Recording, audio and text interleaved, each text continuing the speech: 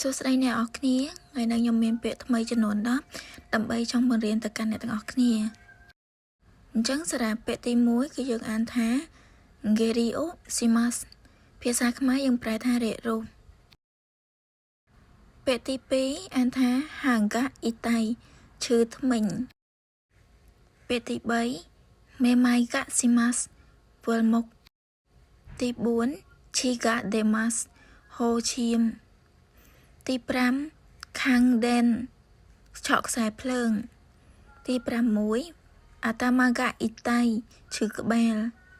ទី7យើងអានថា Hanamizuga Demas ហៀសំបោពាក្យទី8 Nezuga Arimas ប្រែថាក្តៅខ្លួនពាក្យទី9 Onagaga Itai ឈឺពោះពាក្យចុងក្រោយគឺលេខ10អានថា Dengunetsu ប្រែថាគ្រុនឈាមជាចុងក្រោយអរគុណអ្នកទាំងអស់គ្នាសម្រាប់ការទស្សនាវីដេអូនេះនិងសូមជួយ Subscribe YouTube Channel របស់នាងខ្ញុំដើម្បីទទួលបានពាក្យថ្មីៗជារៀងរាល់ថ្ងៃ